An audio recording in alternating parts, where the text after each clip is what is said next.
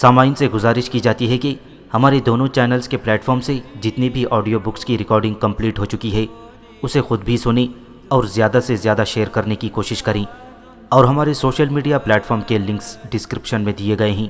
ہمیں سبسکرائب اور فالو ضرور کریں تاکہ آپ کو ضروری اپڈیٹس ملتے رہیں، اور ہماری ٹیم کی فنانشیل سپورٹ کے لیے پیٹریون کے لنک ضرور چیک کریں۔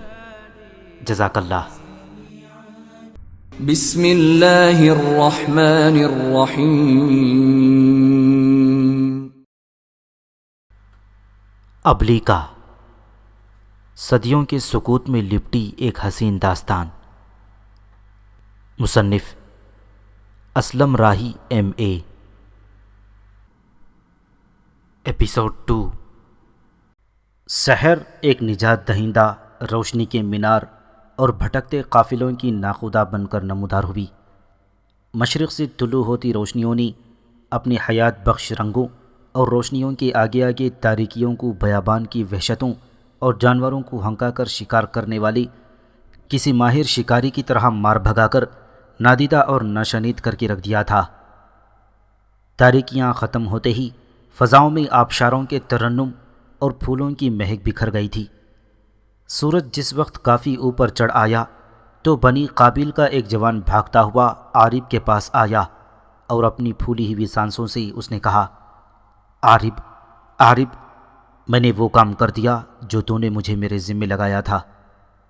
عارب نے دلچسپی لیتے ہوئے اور اس کی طرف سوالیہ نظروں سے دیکھتے ہوئے کہا، میں نے تو تمہیں ہدایت کی تھی کہ تم بنی شیس کے یوناف پر نگاہ رکھو اور تم اسے کہیں اکیلا اور اپنے قبیلے والوں سے علیحدہ دیکھو تو مجھے اطلاع کرو۔ اس جوان نے اپنی سانسوں پر قابو پاتے ہوئے جلدی سے کہا، میں اسے اکیلا دیکھ کر آیا ہوں۔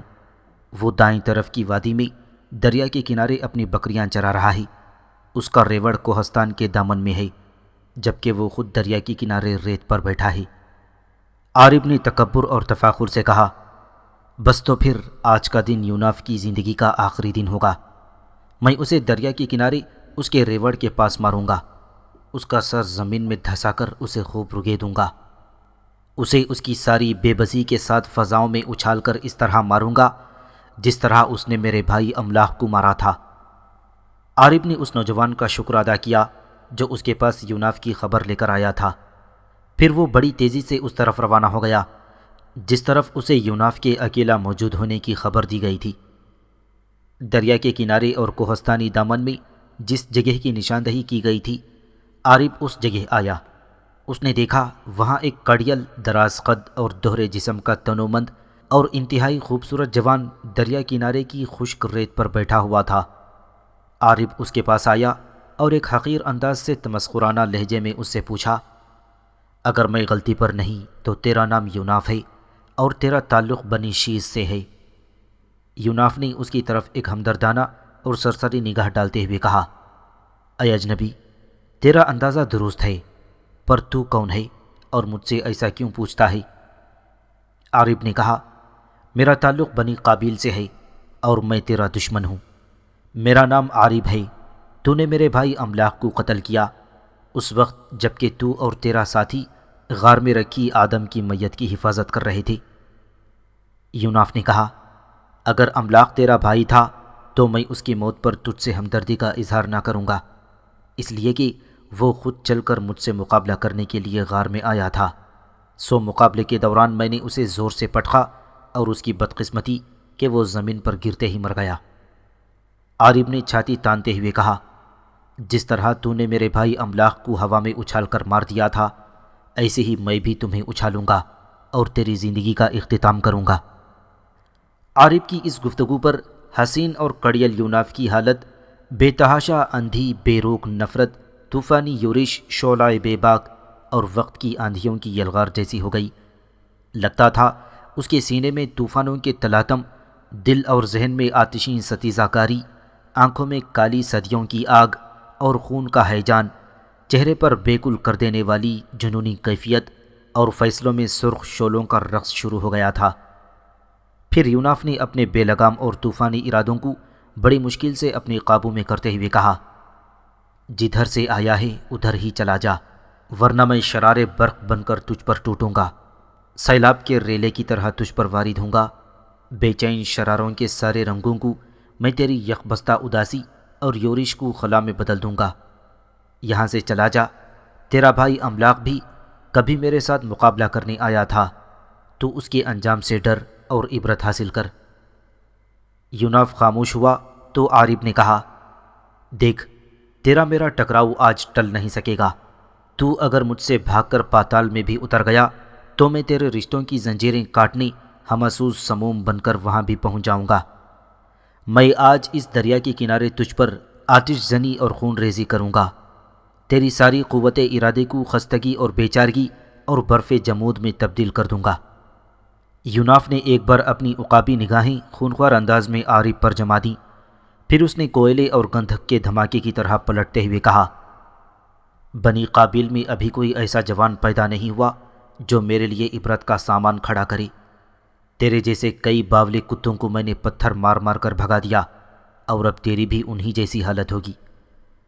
عارب نے جذبات اور غصے میں آ کر آؤ دیکھا نہ تاؤ ایک لمبی زقند کے ساتھ وہ یوناف پر پل پڑا، لیکن یہ اس کی حماقت اور اندھا جوش تھا، ورنہ اس کے مقابلے میں یوناف ایک طوفان اور پرہول سناٹا تھا۔ قبل اس کے کہ عارب یوناف پر جست لگانے کے بعد اسے کوئی نقصان پہنچاتا، یوناف نے اسے اپنی دونوں مضبوط ہاتھوں کی گرفت میں لے لیا، پھر اسے بلند کر کے ہوا میں اچھال دیا۔ عارب بڑی بے بسی اور لاچارگی کی حالت میں ریت پر گرا۔ اس کے گرتے ہی یوناف نے بھی اس پر چھلانگ لگا دی اور اسے رگیدنا شروع کر دیا۔ یوناف ایسی قوت اور شہزوری کا اظہار کر رہا تھا کہ جس طرح کسان کے ہل کا لوہے کا پھالا زمین کے اندر گہرے سیار بناتا ہے، اسی طرح اس نے بھی عارب کے سر کو زمین میں دبا کر اسے رگیتے ہوئے ریت کے اندر گہرے سیار بنانے شروع کر رکھے تھے۔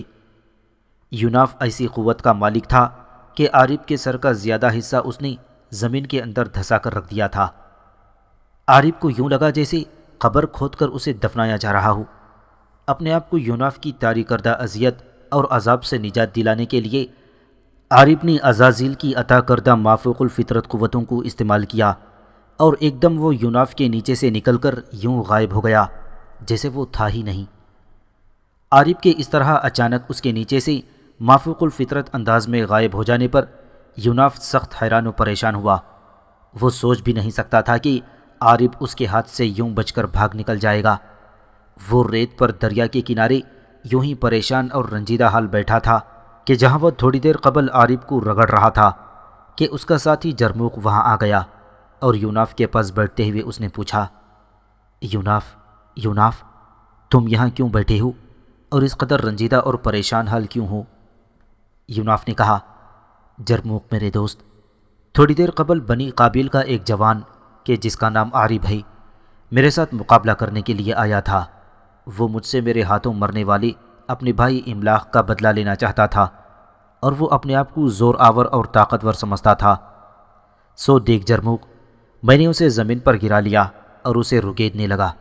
پھر ایسا ہوا کہ وہ اچانک میری نظروں سے غائب ہو کر روپوش ہو گیا۔ میں تب سے یہاں پریشان بیٹھا ہوں۔ میں سوچتا ہوں کیا وہ عارب نام کا نوجوان ہماری طرح کا انسان نہ تھا؟ اگر تھا تو وہ یوں ہوا کی طرح کیسے غائب ہو گیا؟ جرموق نے بھی پریشانی اور تعجب سے پوچھا، یوناف، یوناف، یہ تم کیا کہہ رہے ہو؟ تم کوئی حقیقت بیان کر رہے ہو، یا دریا کے کنارے اس ریت پر دن کے وقت تم نے کوئی خواب دیکھا ہے؟ یوناف نے کہا، نہیں میرے دوست، یہ خواب یا سپنا نہیں، ایک سچائی اور حقیقت ہے۔ عارب میرے پاس آیا، اس نے یہاں میرے ساتھ گفتگو کی، پھر میرے ساتھ مقابلہ کرنے اور مجھ سے اپنے بھائی املاق کا بدلہ لینے کی خاطر اس نے مجھ پر چھلانگ لگائی۔ میں نے اسے ہوا میں اچھالا، پھر اپنے نیچے دبا کر اسے رگید رہا تھا کہ اچانک وہ میرے نیچے سے یوں غائب ہو گیا جیسے وہ کوئی وجود ہی نہ رکھتا ہو۔ اس کے اس طرح غائب ہو جانے سے میں مایوسی اور ندامت کا شکار ہو گیا ہوں۔ وہ مجھ سے اپنا آپ بچا کر یوں غائب ہو گیا جیسے وہ رات کی خاموشی میں کسی ساز کی آواز ہو، یا اس کا جسم سونف کی مہک کی طرح اپنا کوئی وجود ہی نہ رکھتا ہو۔ جرموق چند ثانیوں تک گہری سوچوں میں کھویا رہا، پھر اس نے ہکلاتے ہوئے کہا، یوناف، یوناف، ایسا انکشاف کر کے تم نے مجھ پر غم اور خوف طاری کر دیا ہے۔ جو کچھ تم نے کہا ہے اگر یہ سچ ہے تو پھر میری اور تمہاری زندگی کے دن گنے جا چکے ہیں۔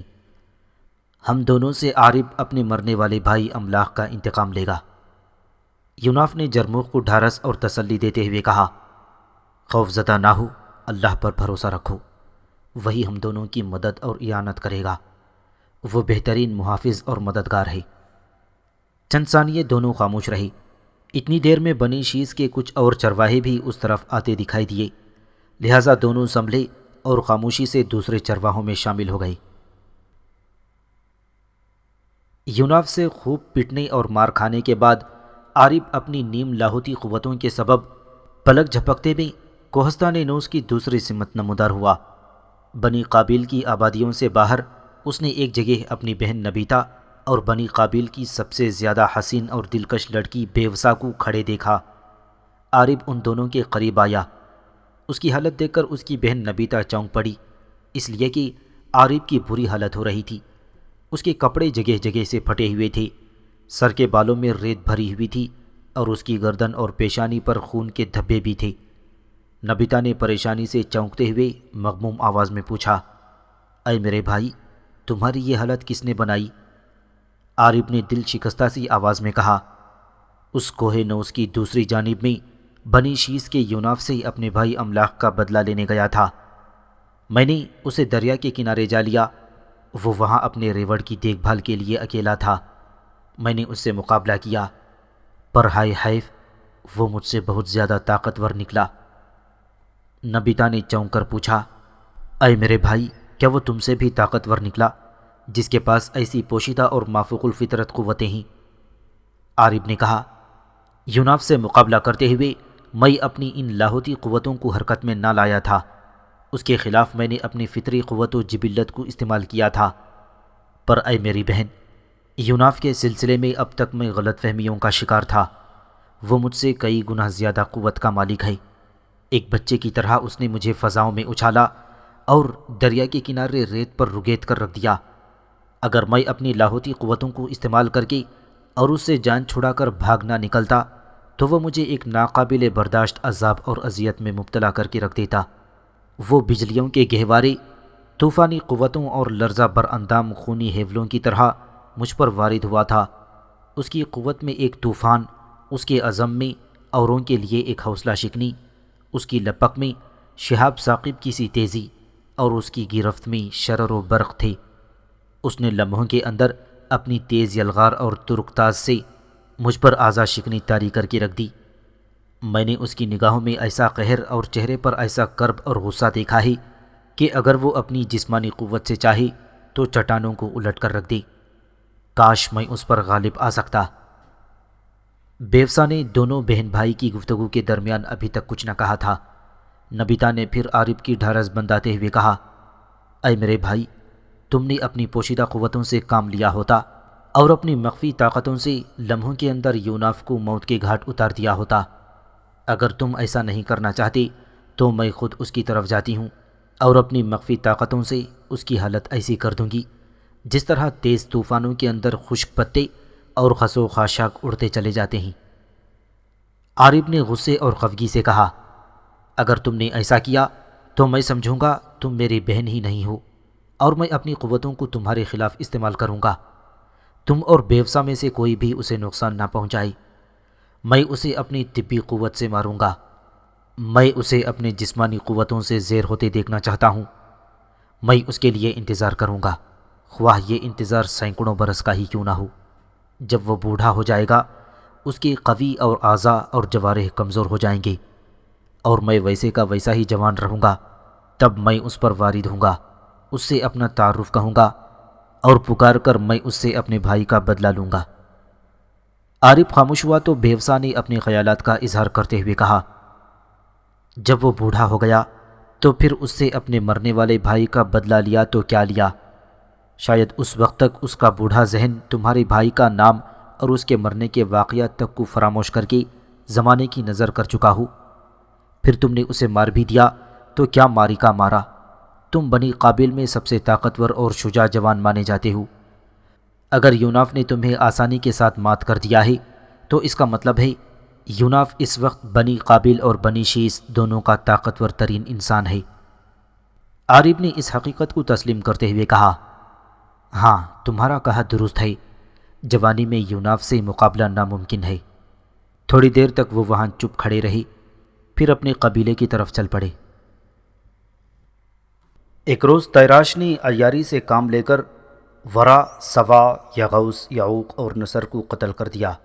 جب بنی قابیل نے اپنے قبیلے کے ان 5 صالح اور نیک انسانوں کو دفن کر دیا تو تیراش کوہستان نوز کی ایک چٹان پر آ کھڑا ہوا اور بنی قابیل کو مخاطب کرتے ہوئے بولا، اے بنی قابیل، عزازیل نے مجھے ایک ایسا علم سکھایا ہے جس سے میں ان مرنے والے 5 نیک انسانوں ورا، سوا، یغوث، یعوق اور نصر کو زندہ تو نہیں کر سکتا، تاہم میں ایک ایسا عمل ضرور کر سکتا ہوں جس سے تم ان 5 کو ہر وقت اپنے سامنے دیکھو، ان کے سامنے اپنی نظریں اور حاجات پیش کرو۔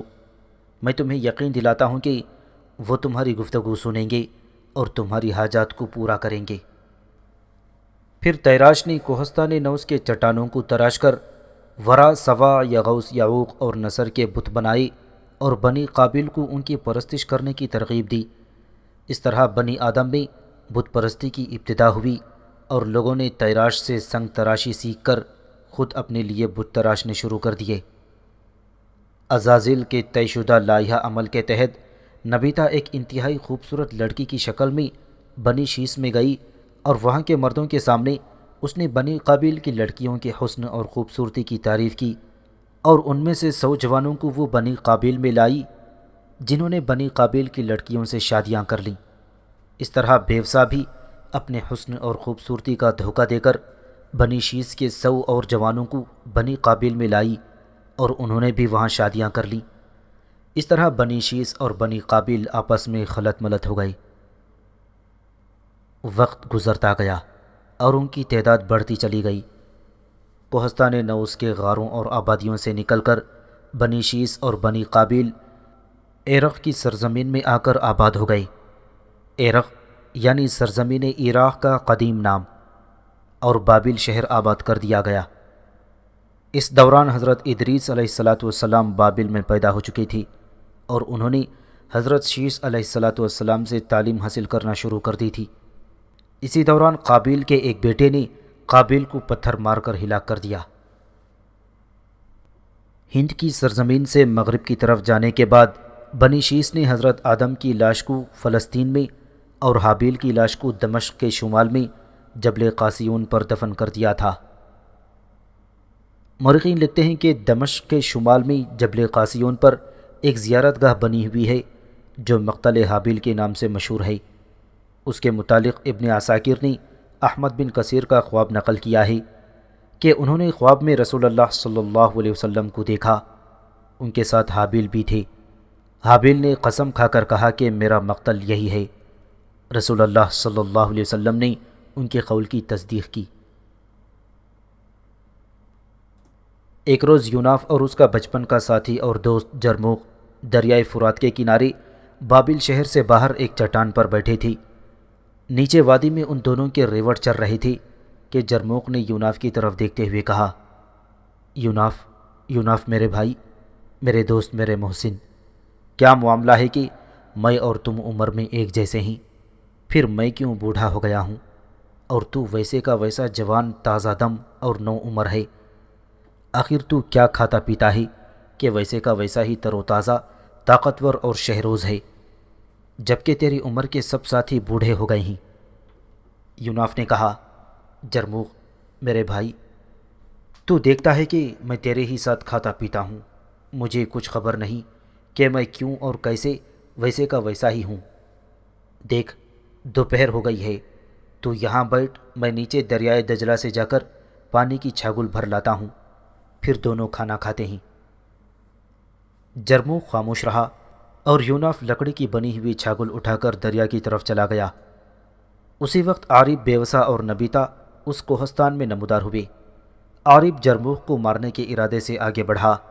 جرموق نے اپنا دفاع کرنے کی کوشش کی لیکن ناکام رہا۔ وہ بوڑھا ہو چکا تھا جبکہ عارب ویسے کا ویسا ہی جوان اور زور آور تھا۔ عارب نے جرموق کو پکڑ کر ہوا میں اچھالا، وہ بیچارہ ایک پتھر پر گرا اور دم توڑ گیا۔ پانی کی چھاگل بھرنے کے بعد یوناف اس چٹان کے قریب آیا جہاں تھوڑی دیر قبل وہ اپنے عزیز دوست جرموخ کے ساتھ بیٹھا ہوا تھا۔ اس نے دیکھا وہاں چٹان کے اوپر عارف، بے وسا اور نبیتا کھڑے تھی، جبکہ چٹان کے نیچے جرموخ کی لاش پڑی ہوئی تھی۔ غصے اور غضب میں یوناف کا رنگ آگ کی طرح بھڑک اٹھا۔ چٹان پر کھڑے عارف، بے وسا اور نبیتا نے بھی غور سے یوناف کی طرف دیکھا۔ پھر نبیتا نے کسی قدر حیرت و تعجب سے اپنے بھائی عارف کی طرف دیکھتے ہوئے کہا، عارف میرے بھائی، کیا تو نے یوناف کو دیکھا؟ وہ پہلے ہی کی طرح تر و تازہ اور جوان ہے، جبکہ اس کا ساتھی جرموخ تو بوڑھا ہو گیا تھا۔ یہ کیا معاملہ ہے میرے بھائی؟ کیا ہماری طرح اس پر بھی کسی قوت نے اپنے باطنی زور سے اس کے ناسوت پر لاہوت کا عمل کر دیا ہے؟ اگر ایسا ہے تو کیا جرموخ کی موت کے بعد یہ ہمارے لیے مسائل کھڑے نہ کر دے گا؟ میرے بھائی، میری مانو تو اپنی طبی قوت سے اس کا مقابلہ نہ کرو، اپنی لاہوتی قوت کا استعمال کرو اور یوناف کا خاتمہ کر دو۔ عارف نے فیصلہ کن انداز میں کہا، ایسا ممکن نہیں، میں اسے اپنی طبی قوت سے ہی موت کے گھاٹ اتاروں گا۔ یہ میرا اپنی ذات کے ساتھ وعدہ ہے اور میں اسے پورا کروں گا۔ سنو نبیتا میری بہن، یہ تمہارا وہم ہے کہ یوناف بوڑھا نہیں ہوا۔ اتنا عرصہ گزر گیا ہے، یہ کیسے ممکن ہے کہ یوناف بوڑھا، کمزور اور لاغر نہ ہو گیا ہو؟ یہ محض چہرے سے تر و تازہ دکھائی دیتا ہوگا، ورنہ جرموخ کی طرح اسے بھی بڑھاپے کی دیمک نے چاٹ لیا ہوگا، اور جرموخ کی طرح اسے بھی میں پٹخ کر موت کے گھاٹ اتار دوں گا۔ نبیتا نے ہمدردی سے عارف کی طرف دیکھتے ہوئے کہا، اے میرے بھائی، یوناف کے ساتھ ٹکرانے سے قبل میرے ساتھ وعدہ کرو کہ اگر تم اپنی طبی قوت سے اسے زیر نہ کر سکے تو اپنی لاہوتی اور اکتسابی قوتوں کو عمل میں لا کر یوناف کا خاتمہ کر دو گے۔ عارف نے یوناف کی طرف بڑھتے ہوئے کہا، اے میری بہن، میں تم سے ایسا کرنے کا وعدہ کرتا ہوں۔ آج میں ہر حال میں یوناف کا خاتمہ کروں گا۔ عارف کو اپنی طرف بڑھتے دیکھ کر یوناف نے نفرت اور غصے کی حالت میں اپنے ہاتھ میں تھامی لکڑی کی چھاگل دور پھینک دی اور عارف کی طرف بڑھا۔ جو ہی عارف نے قریب آ کر یوناف کے اوپر چھلانگ لگانا چاہی، نبیتا اور بیوسا بھی آگے بڑھنے لگی۔ پھر ایک لمبی جست کے ساتھ عارف نے یوناف پر چھلانگ لگا دی۔ اس نے چونکہ اونچائی سے چھلانگ لگائی تھی اور اس کے سامنے یوناف تدریجی ڈھلان پر کھڑا ہوا تھا، لہٰذا یوناف عارف کی قوت اور بوجھ کے باعث اپنا توازن برقرار نہ رکھ سکا اور زمین پر گر گیا۔ ڈھلان کی وجہ سے دونوں تیزی کے ساتھ لڑکتے ہوئے دریائے فرات کے کنارے پر آ رکے۔ بیوسا اور نبیتا بھی بھاگتی ہوئی دریا کے کنارے کی طرف بڑھنے لگیں۔ جب یوناف اور عارف دونوں ڈھلوان پر لڑکنے کے بعد ہموار زمین پر آ رکے تو دونوں ہی تیزی سے اٹھ کھڑے ہوئے اور ایک دوسرے پر انہوں نے مکوں کی بارش کر دی۔ کافی دیر تک دونوں جم کر لڑتے رہے، یہاں تک کہ دونوں زخمی ہو گئے۔ پھر لمحہ بلمحہ یوناف عارف پر غالب آنے لگا۔ یوناف کی ضربیں عارف پر تھکان طاری کرنے لگی تھیں۔ عارف نے جب دیکھا کہ یوناف کی پرقوت ضربوں کے سامنے اس کے جسم میں نقاہت اور پاؤں میں لڑکھڑاہٹ پیدا ہونے لگی ہے، تو وہ اپنی لاہوتی قوتوں کو عمل میں لایا اور یوناف کے سامنے سے غائب ہو کر ذرا فاصلے پر بے چینی اور پریشانی کی حالت میں کھڑی بیوسا اور نبیتا کے پاس جا کر نمودار ہوا۔ عارف کے اس طرح اپنے سامنے سے غائب ہو کر بیوسا اور نبیتا کے پاس جا کر نمودار ہونے پر یوناف بے بسی اور لاچارگی سے اسے دیکھتا رہ گیا۔ عارف کے اس طرح غائب ہو کر نمودار ہونے سے وہ پریشان اور ہراساں بھی تھا۔ بیوسا اور نبیتا کے پاس جا کر عارف نے حیرت اور تعجب سے ان دونوں کو مخاطب کرتے ہوئے کہا، یہ امر میرے لیے باعث تشویش ہے کہ یوناف ابھی تک جوان ہے۔ اس کی قوت، اس کی تر و تازگی، اس کا شباب اور اس کی توانائی ویسے کی ویسی ہی ہے۔ میں اپنی طبی قوت سے اس کا مقابلہ نہیں کر سکتا۔ کاش کوئی مجھے بتاتا، کوئی مجھ پر یہ بھید افشا کرتا کہ یوناف کی توانائیاں کیوں کر بڑھاپے کا شکار نہیں ہوئی۔ اس موقع پر بیوسا نے کہا، آؤ ہم اپنی لاہوتی قوتوں کو عمل میں لائیں اور آج دریائے فرات کے کنارے تینوں مل کر یوناف کا خاتمہ کر دیں، ورنہ جرموخ کی موت کے بعد یہ ہمارے لیے کئی مسائل کھڑے کر دے گا۔ تینوں آہستہ آہستہ موت کی نشانیاں بن کر یوناف کی طرف بڑھنے لگے۔ اپنی جگہ پر یوناف کھڑا انہیں حیرت و استعجاب سے اپنی طرف بڑھتے ہوئے دیکھ رہا تھا کہ اسے اپنی گردن کے گرد ایک ریشمی لمس محسوس ہوا جیسے کوئی سانپ اس کی گردن کے گرد بل کھا رہا ہو۔ پھر یوناف کے کانوں میں ایک نہایت شیریں اور شہد میں ڈوبی ہوئی رس گھولتی جوان اور نو عمر نسوانی آواز پڑی، گھبراؤ نہیں، یہ تینوں تمہارا کچھ بھی نہ بگاڑ سکیں گے، میں تمہاری ہمدرد، تمہاری ساتھی، تمہارے ساتھ ہوں، سنو۔ اس نادیدہ ہستی کی بات کاٹتے ہوئے یوناف نے پوچھا، پہلے یہ بتاؤ کہ تم کون ہو، کیوں میری مدد پر آمدہ ہو، اور تم مجھے نظر کیوں نہیں آتی ہو؟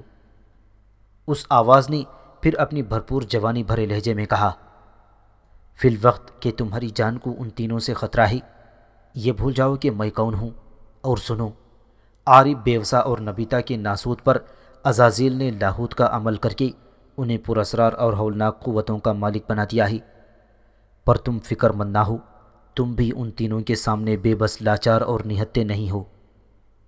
اس نے مزید بتایا، جس رات عزازیل نے ان تینوں پر عمل کیا تھا، اسی رات سوتے کی حالت میں حابیل کی نیک روح نے تم پر بھی یہی عمل کر دیا تھا۔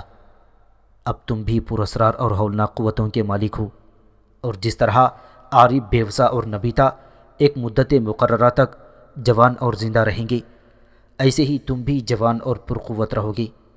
تمہاری یہ زندہ اور جوان رہنے کی قوت ہزاروں برس پر بھی محیط ہو سکتی ہے، پر ان تینوں کی طرح تمہیں بھی ایک دن موت آئے گی، کیونکہ انسان فانی ہے اور اس کے خمیر میں فنا بھر دی گئی ہے۔ یوناف نے پوچھا، میری موت یا میرا خاتمہ کس کے ہاتھوں ہوگا؟ رس گھولتی اس نسوانی آواز نے کہا، تیرا خاتمہ کسی بہت بڑے شخصیت کی وجہ سے ہوگا۔ یوناف نے تجسس سے پوچھا، کیا وہ شخصیت مجھ سے بھی زیادہ طاقتور ہوگی؟ اس شیریں آواز نے کہا، تم فی الحال ان باتوں کو چھوڑو اور سنو، جو قوتیں تمہیں ملی ہیں انہیں نیکی اور بھلائی کے فروغ کے لیے استعمال کرنا اور ان سے اپنا دفاع کرتے رہنا، بدی کی قوتوں کا ان سے خاتمہ اور استحصال کرنا۔ پھر وہ پراسرار نسوانی آواز بڑی تیزی کے ساتھ یوناف کو اسے ملنے والی پراسرار قوتوں اور ان کے استعمال کی تفصیل بتانے لگی۔ اس سحر زدہ کر دینے والی نسوانی آواز نے جلدی جلدی اسے سب کچھ سمجھا دیا تھا۔ اتنی دیر میں عارف، بیوسا اور نبیتا بلندی سے اتر کر دریائے فرات کے کنارے پر آ گئے تھے۔ یوناف کو پھر محسوس ہوا جیسے کوئی سانپ بڑی تیزی سے اس کی گردن کے گرد بل کھانے لگا ہو۔ ساتھ ہی وہی میٹھی آواز پھر اس کے کانوں میں پڑی۔ وہ کہہ رہی تھی، یوناف، یوناف، اگر وہ تینوں ایک ساتھ تم پر پل پڑیں اور تم پر اپنی لاہوتی قوتوں کے عمل شروع کر دیں اور تم ان تینوں کے سامنے اپنے آپ کو عاجز اور بے بس محسوس کرنے لگو، تو جس طرح تھوڑی دیر قبل عارف تمہارے سامنے سے غائب ہو کر بیوسا اور نبیتا کے پاس جا کر نمودار ہوا تھا، اسی طرح تم بھی غائب ہو جانا، اور جب یہ تینوں عاجز ہو کر چلے جائیں تو تم اپنے ریوڑ کو ہانک لے جانا۔ یوناف کو پھر اپنی گردن کے گرد سانپ کے بدن کا ریشمی لمس محسوس ہونے لگا۔ اسے ایسا لگا جیسے کوئی سانپ اس کی گردن کے گرد سے اپنے بل کھول کر علیحدہ ہو رہا ہو۔ یوناف کے قریب آ کر بیوسا، نبیتا ایک جگہ کھڑے ہو گئیں۔ عارف آگے بڑھا اور اس نے ایک عجیب انداز میں اپنے پلکوں سے اشارہ کیا۔ یوناف اس طرح ہوا میں اچھلا جیسے کسی بہت بڑی قوت نے اسے اٹھا کر ہوا میں اچھال دیا ہو۔ فضا میں بلند ہو کر یوناف بے بسی کی حالت میں دریا کے کنارے کی ریت پر گرنے کو تھا کہ تھوڑی دیر قبل اس پراسرار نسوانی آواز نے لاہوتی قوتوں کے رموز کا جو اس پر انکشاف کیا تھا وہ ان کو عمل میں لایا، اپنا دفاع کیا اور زمین پر بے بسی کی حالت میں گرنے کے بجائے وہ انتہائی آرام دہ حالت میں اور پرسکون انداز میں زمین پر اتر آیا۔ عارف، بیوسا اور نبیتا اس کے اس عمل پر پریشان اور دنگ رہ گئے۔ اچانک یوناف نے اپنا دایاں ہاتھ عارف کی طرف سیدھا کر کے اپنا عمل کیا اور اس کے ہاتھ کی انگلیوں سے انسانی جسم پگھلا دینے والی شعاعیں پھوٹ کر عارف کی طرف لپکیں۔ عارف فوراً پھدک کر ایک طرف ہٹ گیا اور ذرا فاصلے پر نبیتا اور بیوسا کے پاس جا کھڑا ہوا۔ پھر ان دونوں کو مخاطب کرتے ہوئے اس نے کہا، تم دونوں نے دیکھا، ہماری طرح یوناف بھی پراسرار قوتوں کا مالک ہے، شاید ہماری طرح اس پر بھی کسی نے لاہوتی عمل کر دیا ہے اور اب یہ بھی مقررہ وقت تک جوان رہے گا۔ آؤ فی الوقت یہاں سے ٹل جائیں، پھر کسی وقت اچانک اسے آ لیں گے اور اسے مجبور و بے بس کر دیں گے۔ اب ہم اس کی موت کا باعث تو نہیں بن سکتے، صرف اسے کوئی جسمانی عیب بھی لگا سکتے ہیں، کیونکہ اب اسے بھی ایک مقررہ مدت تک موت نہ آئے گی۔ تاہم جب تک یہ زندہ ہے ہم اپنی طرف سے اس پر قہر اور عذاب بن کر برستے رہیں گے۔ پھر عارب نے یوناف کی طرف دیکھتے ہوئے کہا، تیری قسمت اچھی ہے کہ تو آج بھی ہمارے ہاتھوں سے بچ گیا، ورنہ دریائے فرات کے کنارے اور بابل کی سرزمین میں، جہاں ان چند ٹیلوں کے علاوہ کچھ نہیں ہے، ہم نے تیری زندگی کا خاتمہ کر دیا ہوتا۔ یوناف نے جرأت مندانہ انداز میں چند قدم آگے بڑھتے ہوئے کہا، بدی کے گماشتوں، گناہ کے فرزندوں، میں اب اس قابل ہوں کہ تم سے اپنی طبی قوتوں کے علاوہ اور کئی طریقوں سے بھی نمٹ سکوں گا۔ اس بار عارف نے کوئی جواب نہ دیا اور بیوسا اور نبیتا کے ساتھ وہاں سے غائب ہو گیا۔ یوناف نے جرموخ کی لاش کو اٹھایا اور پھر اپنے اور جرموخ کے ریوڑوں کو ہانکتا ہوا بابل شہر کی طرف چل دیا۔ حضرت شیس علی نبینا علیہ الصلاۃ والسلام کے بعد حضرت ادریس علیہ الصلاۃ والسلام نے بھٹکے ہوئے گمراہ لوگوں کو تبلیغ کے ذریعے راہ ہدایت پر لانے کی کوشش کی، لیکن بنی قابل کے تیراش کے تراشے ہوئے ورا، سوا، یغوث، یعوق اور نصر کے بتوں کی پوجا اس قدر عام ہو چکی تھی کہ لوگ حضرت شیس کے بعد حضرت ادریس کو اور ان کی تبلیغ کو بھی جھٹلانے لگے تھے۔ مفسرین لکھتے ہیں کہ آپ علیہ الصلاۃ والسلام حضرت نوح علیہ الصلاۃ والسلام کے جد امجد ہیں۔ عبرانی زبان میں حضرت ادریس کو فنوخ، عربی میں اخفوف، یونانی زبان میں ترملین اور ہرمس الحراسہ، اور مصریوں نے نمود تا زیمون کہہ کر پکارا تھا۔ قرآن مقدس میں آپ کو ادریس کہہ کر پکارا اور سورہ مریم اور انبیاء میں آپ کا ذکر ہوا۔ تیراش کے تراشے ان پانچوں بتوں کو جگہ جگہ تراشا جاتا اور گھر گھر ان کی پوجا اور عبادت کی جاتی۔ خداوند کریم نے حضرت ادریس کو نبوت سے سرفراز کیا۔ آپ پہلی ہستی ہیں جنہوں نے قلم کا استعمال شروع کیا۔ آپ نے ہی علم حکمت و نجوم کی ابتدا کی، اس لیے کہ اللہ تعالیٰ نے آپ کو افلاک، ان کی ترتیب، کواکب اور ان کے اجتماع اور افتراق کے نقاط اور ان کے باہم کشش کی رموز و اسرار کی تعلیم دی تھی، اور آپ کو علم اعداد و حساب اور رمل کا عامل بنایا تھا۔ آپ علیہ الصلاۃ والسلام نے بابل میں اپنی تبلیغ کا سلسلہ جاری رکھا اور ایک چھوٹی سی جماعت آپ پر ایمان لا کر مشرف با اسلام ہو گئی اور بتوں کی پوجا پاٹ چھوڑ کر ایک خدا کی عبادت کرنے لگی تھی۔ اس پر شریروں اور مفسدوں کی ایک جماعت آپ کے درپے ہو گئی۔ ان حالات میں حضرت ادریس اپنے پیروکاروں کے ساتھ بابل سے مصر کی طرف ہجرت کر گئے۔ یوناف بھی حضرت ادریس پر ایمان لایا اور وہ بھی بابل سے مصر کی طرف ہجرت کر گیا۔ مصر میں دریائے نیل کے کنارے مقیم ہو کر حضرت ادریس نے پھر تعلیم و تبلیغ کا سلسلہ شروع کیا۔ حضرت ادریس نے اپنے پیروکاروں کو حکمت، نجوم اور رمل کی بھی تعلیم دی۔ آپ کی تعلیمات جب خوب پھیلیں تو آپ نے دنیا کو 4 حصوں میں تقسیم کر دیا۔ ہر حصے میں تبلیغ و تعلیم کے لیے اپنی طرف سے ایک ایک حاکم مقرر کیا۔ ان میں سے ایک کا نام اقلیبوس، دوسرے کا نام ایلاؤس، تیسرے کا نام زوئس اور چوتھے کا نام بیسیلوس تھا۔ ان میں سے اقلیبوس نے سب سے زیادہ کام کیا۔ یہ شخص اس خطۂ زمین میں گیا جسے آج کل یونان کہتے ہیں۔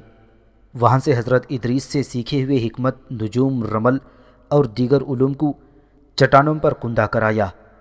اسی لیے طوفان نوح علیہ الصلاۃ والسلام کے بعد بھی یہ کندہ شدہ علوم محفوظ رہے اور یونان نے ان میں خوب ترقی کی۔ حضرت ادریس علیہ الصلاۃ والسلام کے بعد حضرت نوح علیہ الصلاۃ والسلام نبوت سے سرفراز ہوئے۔ حضرت ادریس کے بعد لوگوں نے ان کی تعلیم کو فراموش کر دیا اور خدائے واحد کی عبادت ترک کر کے دوبارہ سوا، یغوث، یعوق اور نصر کی پوجا شروع کر دی۔ آپ نے بھی اپنی تعلیم کا سلسلہ دجلہ اور فرات کے 2 آبا سے شروع کیا تھا۔ جب آپ لوگوں کو بتوں کی پوجا سے منع کرتے کرتے اور انہیں راہ راست پر لانے میں ناکام ہو گئے، تب آپ نے ان کے حق میں بد دعا کی جو قبول ہوئی۔ خداوند کریم نے آپ کو کشتی بنانے کا حکم دیا۔ جب کشتی بن گئی تو آپ ان لوگوں کے ساتھ جو ایمان لائے تھے اس کشتی میں سوار ہو گئے۔ پھر زمین پر خدا کی طرف سے ایک سیلاب اور طوفان آیا جس نے ہر شے کو غرق کر کے رکھ دیا۔ یہ کشتی جس میں حضرت نوح علیہ الصلاۃ والسلام سمیت جانوروں کے علاوہ 80 افراد سوار تھے، 300 ہاتھ لمبی، 50 ہاتھ چوڑی اور 30 ہاتھ اونچی تھی۔ ہاتھ کا یہ پیمانہ حضرت نوح کے پردادا کے ہاتھ کے مطابق تھا۔ جس وقت یہ کشتی پانی کے اندر تیر رہی تھی تو عزازیل ایک بوڑھے کی شکل میں کشتی میں داخل ہوا۔ حضرت نوح نے اسے پہچان لیا اور برہم ہو کر کہا، اے فتان، تو یہاں کیوں آیا ہے؟ خدا کے دشمن، یہاں سے دفع ہو جا۔ حضرت نوح کے ڈانٹنے پر عزازیل کشتی سے نکل گیا۔ آخر جب طوفان کا پانی اتر گیا تو کشتی پہاڑ کی ایک چوٹی پر رک گئی۔ حضرت نوح انسانوں اور جانوروں کے ساتھ زمین پر اترے، اور اس عذاب اور تباہی کے بعد زمین پر جو بستی بسائی گئی اس کا نام سوق سمانین رکھا گیا، یعنی 80 آدمیوں کا بازار۔ اس طرح دنیا میں دوبارہ انسانی آبادی بڑھنے لگی۔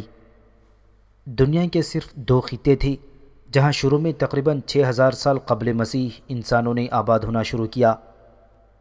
ایک میسوپوٹیمیا یعنی موجودہ عراق، اور دوسرا مصر۔ انسان کے کہیں آباد ہونے کے لیے 3 چیزوں کا ہونا بنیادی طور پر ضروری ہے۔ اولاً وافر مقدار میں خوراک، ثانیاً پانی کی بہتات، اور تیسری گھر تعمیر کرنے کے لیے پتھر، اینٹیں یا دیگر اشیاء۔ میسوپوٹیمیا میں دریائے دجلہ اور فرات کی وجہ سے پانی کی بہتات تھی، جس سے فصلیں اگا کر سال بسال خوراک مہیا ہو سکتی تھی۔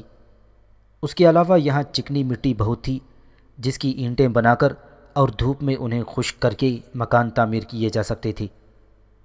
یہی حالت مصر میں تھی۔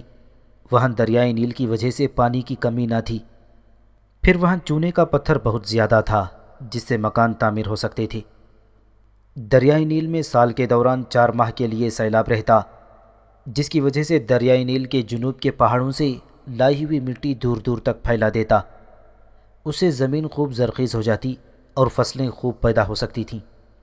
سو مصر میں بھی دریائے نیل کے ساتھ ساتھ انسانوں نے بستیاں بسا کر رہنا شروع کر دیا تھا۔ مصر اور عراق میں آباد ہونے والے لوگوں میں ایک نمایاں فرق یہ تھا کہ عراق میں ہر شہر کا علیحدہ بادشاہ ہوا کرتا تھا، اور ہر شہر میں ایک مذہبی پروہت ہوتا تھا جو اکثر جادوگر ہوا کرتا تھا۔ لوگوں کے دلوں میں ہر وقت اس کا خوف رہتا تھا۔ بادشاہ کی نسبت اس کی زیادہ عزت کی جاتی تھی، اور بادشاہ کی طرف سے صوبے کا ایک حاکم مقرر ہوتا، اور اسی طرح مصر کی مملکت بھی 20 صوبوں میں تقسیم تھی، اور ہر ایک کا الگ حاکم مقرر ہوتا، اور جو حد دونوں مملکتوں کو ایک دوسرے سے علیحدہ کرتی تھی وہ موجودہ قاہرہ کے پاس سے گزرتی تھی۔ عراق اور مصر کے علاوہ بھی چین میں دریائے ہانگ کے کنارے بھی انسان آباد ہو گئے تھے۔ اس کے علاوہ حجاز میں یمن کے سرسبز علاقوں میں قوم عاد اور ان کے مغرب کی طرف قوم سمود نے اپنی آبادیاں بنا لی تھیں۔ یہ وہی عاد و سمود تھے جن کا ذکر قرآن مقدس میں آیا ہے، اور بعد کے دور میں جب یہ قوم شرک اور بت پرستی کا شکار ہو گئیں تو اس میں حضرت ہود اور حضرت صالح مبعوث ہوئے تھے۔ کچھ خانہ بدوش قبائل عرب کے صحراؤں کے اندر خانہ بدوش زندگی بسر کرنے لگے۔ اس کے علاوہ حضرت نوح کے بیٹے حام کی نسل کے لوگ ایشیا کے شمالی حصے کوہستان پامیر اور کوہستان القائی کے درمیان آباد ہو گئے تھے۔ یہاں آباد ہونے والوں میں بھی 2 طرح کے لوگ تھے۔ کچھ نے پتھروں کے گھر بنا کر مستقل رہائش اختیار کر لی تھی، اور کچھ چرواہوں کی تلاش میں ادھر ادھر خانہ بدوش زندگی بسر کر رہے تھے۔ ہندوستان میں بھی پنجاب اور سندھ میں دریاؤں کے کنارے لوگ آباد ہو گئے تھے۔ پنجاب میں آباد ہونے والوں کا بڑا اور مرکزی شہر ہڑپہ تھا، جبکہ سندھ میں ان آباد کاروں کا بڑا اور مرکزی شہر موہنجداڑو تھا، اور شمالی فارس کو بھی لوگوں نے خوب آباد کر لیا تھا۔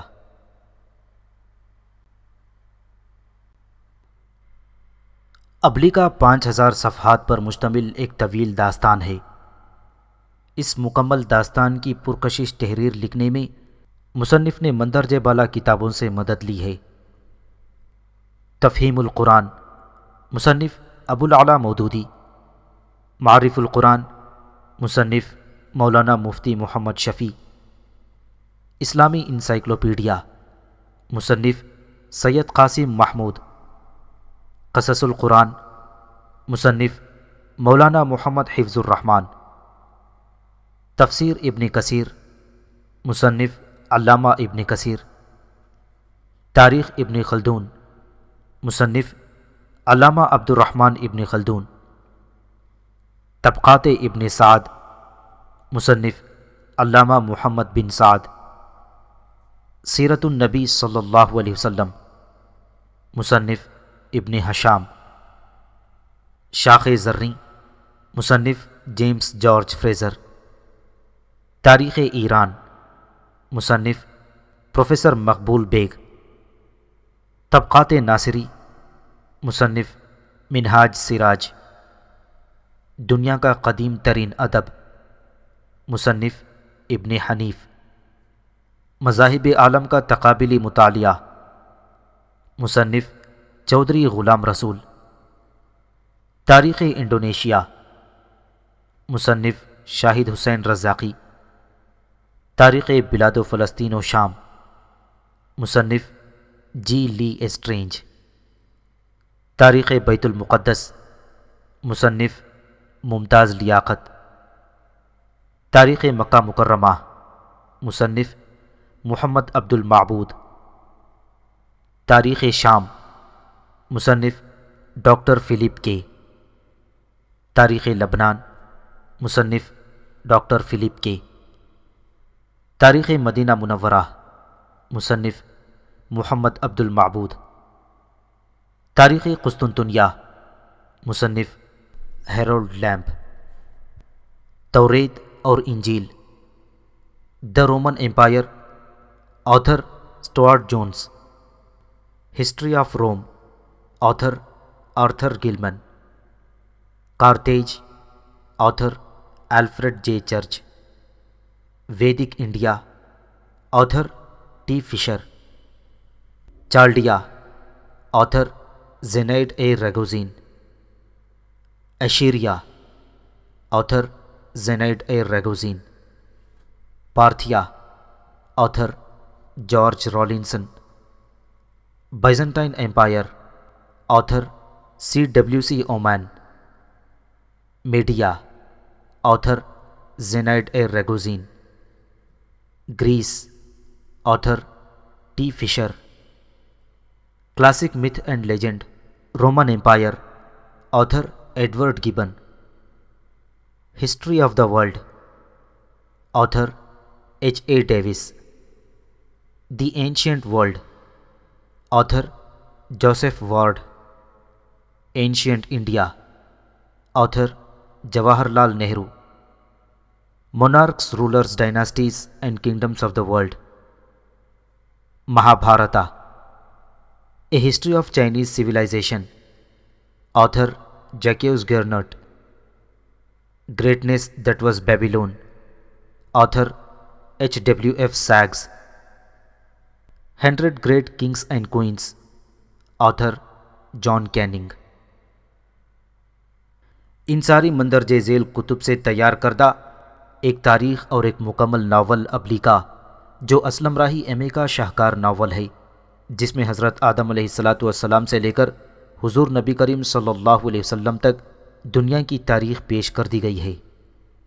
اس ناول کے بغیر آپ کی لائبریری نامکمل ہے، جس میں حضرت آدم علیہ نبینا علیہ السلام سے لے کر حضور نبی کریم صلی اللہ علیہ وسلم تک دنیا کی تاریخ پیش کی گئی ہے۔